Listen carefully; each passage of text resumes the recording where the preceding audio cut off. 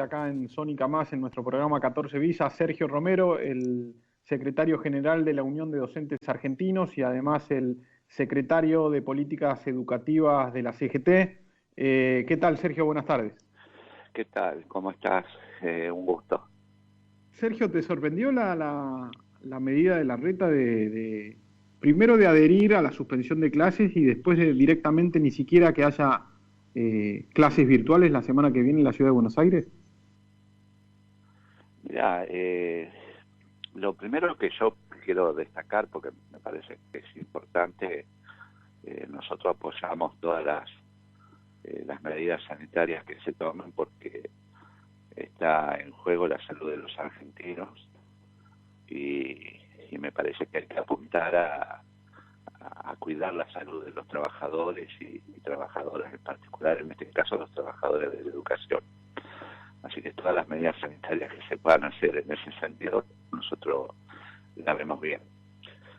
Ahora, lo que pasa es que estamos muy preocupados porque se toman con respecto al sistema educativo medidas espasmódicas. Hay en general un sentido común que dicen que el 2020 prácticamente fue perdido en educación y estamos en un 2021 que va camino a lo mismo, es decir, hay miles y miles de niños y niñas que necesitan formarse, capacitarse, incorporarse al mundo del trabajo, y la verdad que estamos en sentido contrario a todo eso.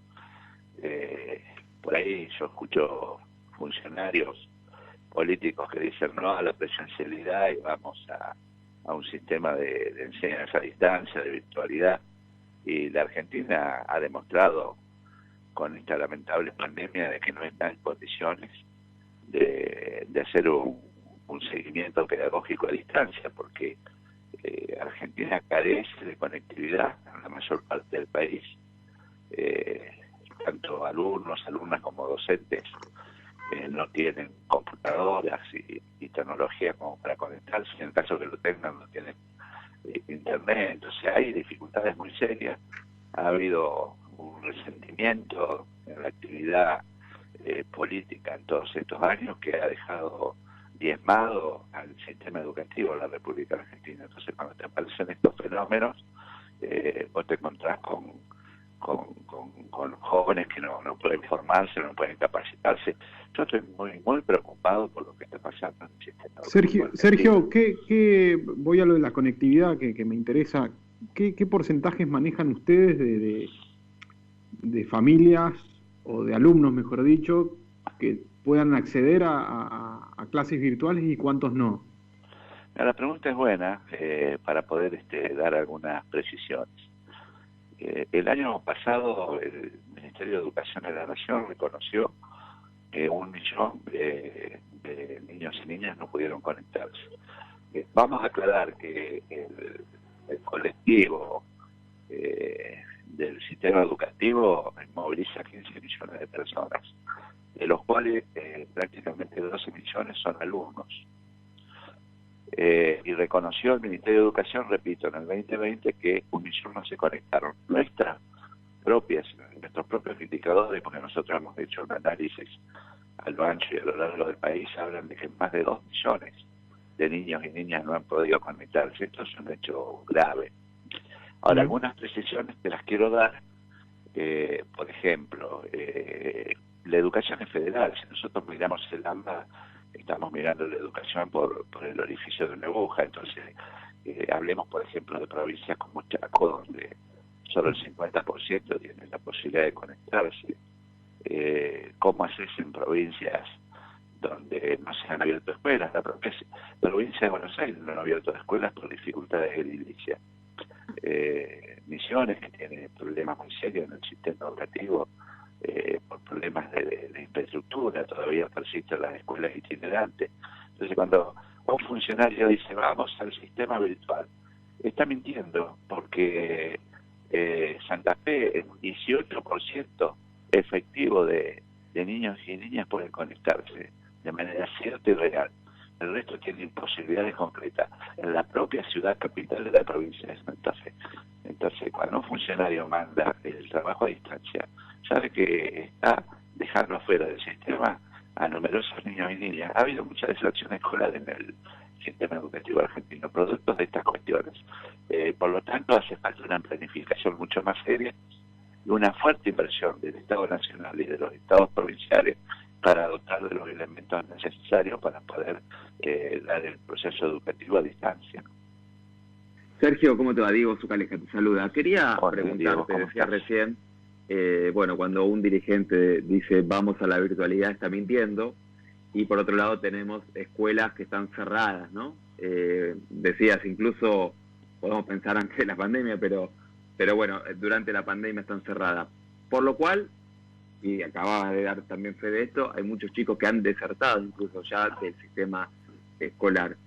¿Están pensando, digamos, más, entiendo la coyuntura, hay que pensar el día a día, en este contexto es un contexto muy difícil, estamos tomando medidas y andando un camino y desandándolo día por medio, incluso día a día, pero digo, hay una mirada, ya ni digo largo plazo, a mediano plazo de lo que va a dejar en términos educativos la pandemia, digo, hay una mirada de qué vamos a hacer con los pibes que han perdido año y medio, van para 2 años de educación.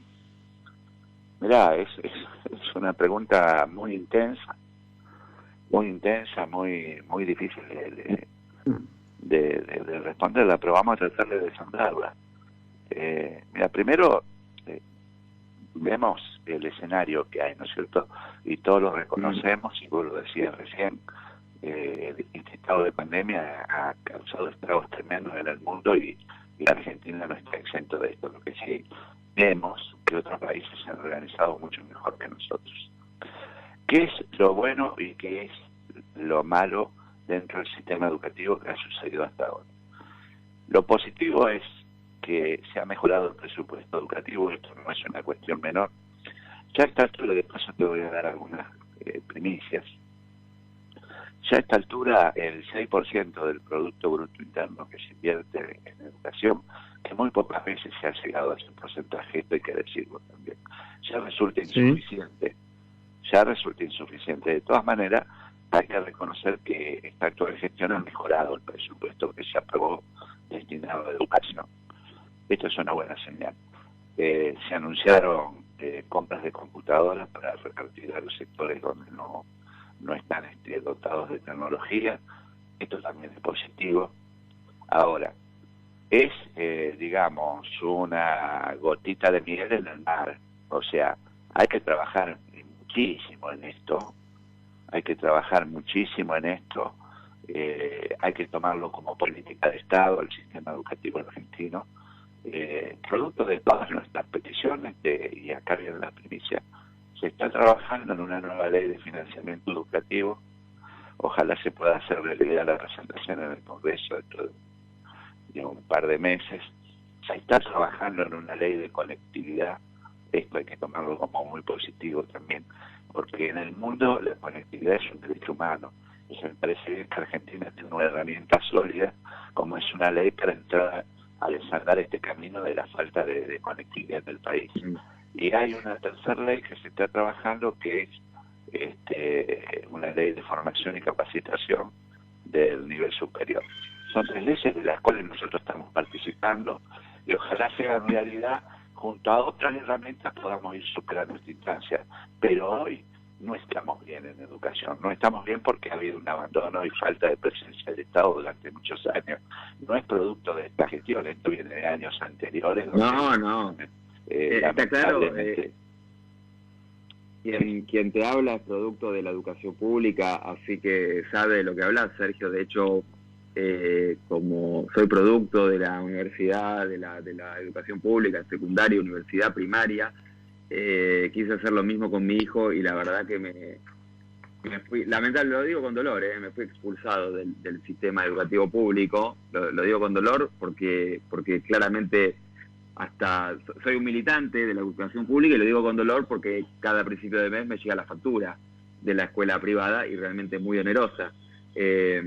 Pero la realidad es que me pregunto, ¿no? Digo, esto que decías, bueno, está claro que se necesita mayor financiamiento. El tema es que el mayor financiamiento la mayoría de las veces termina yendo a salario, y entiendo que así sea, pero después no se termina invirtiendo realmente en educación. Ahí también tenemos un problema, ¿no? Digo, ¿están los chicos en el centro de la discusión o sigue estando el salario? Que yo quiero aclararte, ¿eh? Yo creo que los docentes deben cobrar como corresponde, no como están cobrando ahora. Digo, tienen que cobrar realmente como de acuerdo al valor del trabajo que hacen.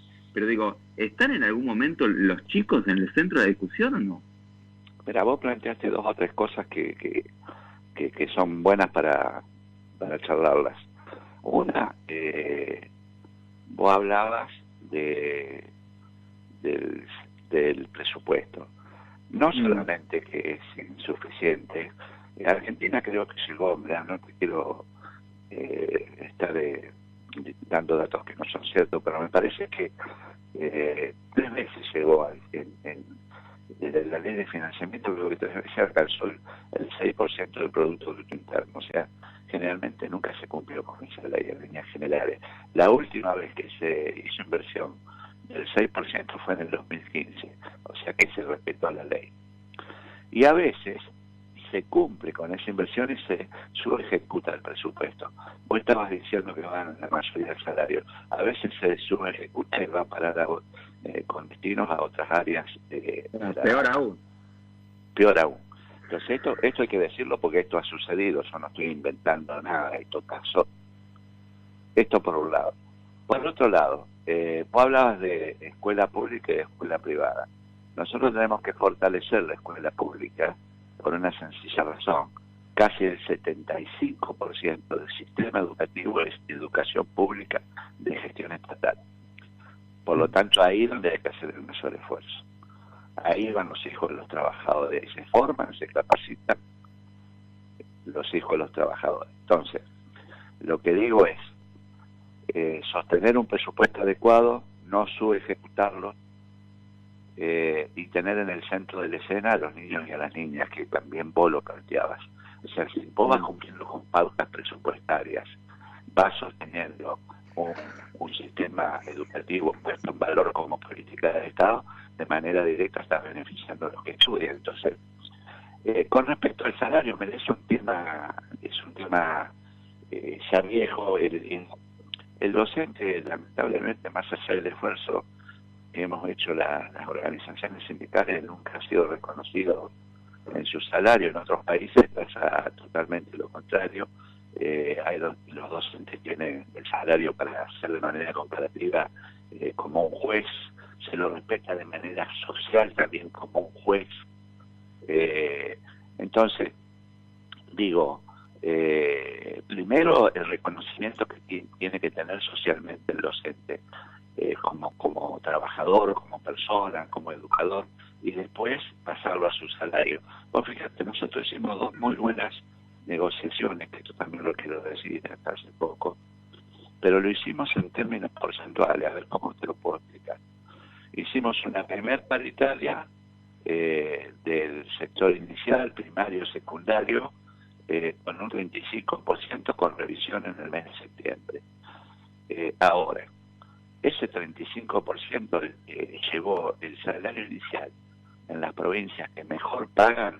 El salario inicial es el salario de un docente en un cargo, en un solo cargo, que ronda los 40.000 pesos. Y hay familias enteras que viven de ese salario. Entonces, ¿cómo vos me decís que puede vivir una familia con 40.000 pesos? Y no quiero seguir poniendo ejemplos porque se cae más de lo que no puede. Sergio, es decir, el salario inicial hoy de un docente es de 40.000 pesos. Promedio sí, en algunos 43, en otros 38, promedio 40.000 pesos, con el 35% que acordamos. Y después... aprovecho, Sergio, y vuelvo un poco a la charla, a lo del presupuesto, y a estos proyectos de ley que supongo que están siendo coordinados ahí con el ministro Trota, ¿no?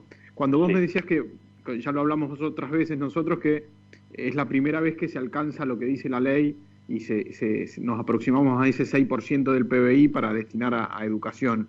Digo, ¿es posible imaginar que en el transcurso de este año ese 6% se puede incrementar? Digo, así como hubo subejecuciones que fueron a otras áreas, que haya subejecuciones para engordar ese 6% para políticas educativas? Mirá, todo lo que sea poner el dinero en educación es inversión. Argentina tiene 3 o 4 cuestiones a resolver de manera inmediata. Ojalá se pudiera hacer de manera inmediata, pero esto necesita de una programación. Yo esto estoy cansado de contarlo y a colegas tuyos. O sea, yo tengo un gran agradecimiento a mi trabajo porque me ha permitido recorrer el país y conocer la mayoría de las escuelas del país. Y yo he visto cosas que no sé en cuántos países se ven, francamente. He visto alumnos recibiendo clases debajo de los árboles, he visto baños químicos en las escuelas, todavía persisten las escuelas itinerantes. Es decir, Argentina tiene que superar cuestiones muy profundas, y esto se hace con inversión y con fuerte presencia del Estado. Vos fíjate, cuando se inicia el proceso de la pandemia de presencialidad, yo te voy a contar algo que es real y que esto se habló en el Consejo Federal de Educación. Había provincias que no estaban en condiciones de volver a la presencialidad. Yo siempre pongo el mismo ejemplo porque es una de las provincias, junto con Chaco y alguna otra, que tienen dolencias muy puntuales. Le faltaban, escuchá, 300, como comúnmente se llama, porteros, que son trabajadores auxiliares dentro de la escuela, le faltaban 300 porteros a Misiones. Y yo lo jodí tanto al ministro y hice tantas notas. Bueno, ahora se fueron contratando y se contrataron de golpe más de 200 porteros en Misiones. Mirá de la cantidad que estamos hablando, o sea, las escuelas no tenían porteros. Esto es un hecho, una locura. En un contexto de falta de laburo, además, Sergio, generalizado, digo, ¿no? Sergio, perdón que te interrumpa, porque no tenemos mucho más tiempo, pero quería preguntarte ¿cuánto tiempo calculan, si es que están empezando a verse también con especialistas en la materia, que van a demorar en recuperar, si es que lo hacen los pibes, todo el tiempo perdido, ¿no? Todo el estudio, toda la educación perdida durante ese tiempo? Mira, tu pregunta yo necesito un minuto y medio para desarrollarla. Acá Argentina tiene un problema muy profundo. Cuando se transfirieron los servicios educativos a las distintas jurisdicciones, sin presupuesto en la década de los 90, cada provincia hizo lo que pudo y en muchos casos lo que quisieron. Hoy tenés un sistema educativo desigual, diezmado, y el único que fija criterios federales y políticas para ordenar el sistema educativo es el Consejo Federal de Educación, que es la reunión de todos los ministros.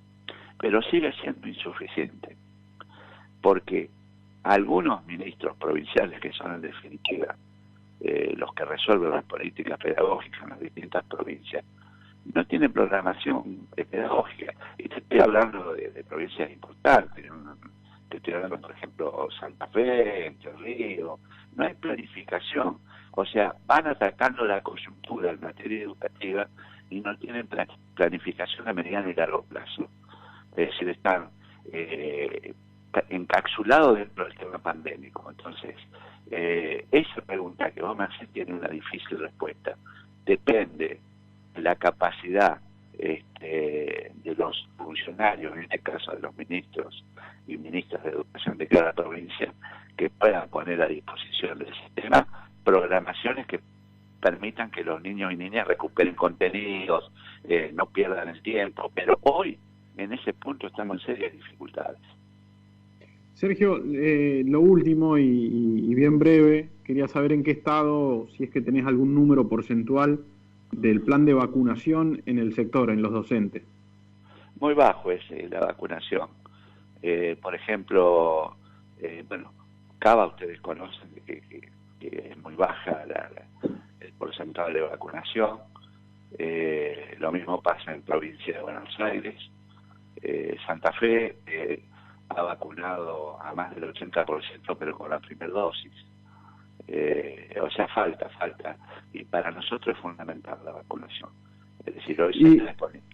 se está exponiendo al trabajador de la educación sin vacunar prácticamente.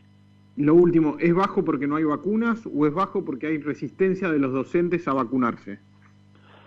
No, no, para nada. Los docentes quieren vacunarse. Eso está garantizado en un 100%. Primero, faltan vacunas y segundo, en el orden de prioridades, me parece que no hemos tenido la suerte que merecíamos. Antes de despedirte, ¿cuándo crees vos que puede llegar a avanzar este proyecto de ley de conectividad que me parece que suena interesante, sobre todo para empezar a hablar de un sistema educativo más igualitario? Vea, nosotros nos hemos fijado un plazo, y te digo nosotros porque estamos opinando, participando en esto, nos hemos puesto un plazo que ojalá se pueda cumplir de 60 días para llevarlo al Congreso. Okay. Supongo que prevé conectividad para todas las escuelas, ¿no? Va en ese punto, enfocado ahí, es el corazón de superar todas las dificultades y todas las escuelas. En general hay que fortalecer todo lo que sea conectividad. La propia ciudad de Buenos Aires tiene dificultades, lo que pasa es que a veces no se dice. Sí, supongo que la medida de la reta de interrumpir por completo las clases la semana que viene también tiene que ver con las dificultades, sobre todo en las comunas de la zona sur de la ciudad de Buenos Aires. Así es. Sergio, te agradecemos otra vez por haber estado acá en 14 bis. Seguramente en las próximas semanas o en los próximos meses seguramente te molestaremos de vuelta para que nos cuentes un poco cómo avanzan estos proyectos de ley interesantes y cómo viene esto de las clases mixtas, ¿no? Virtuales, presenciales, y si es que volvemos, ¿no? Así es. Bueno, yo quedo a disposición y gracias por la nota.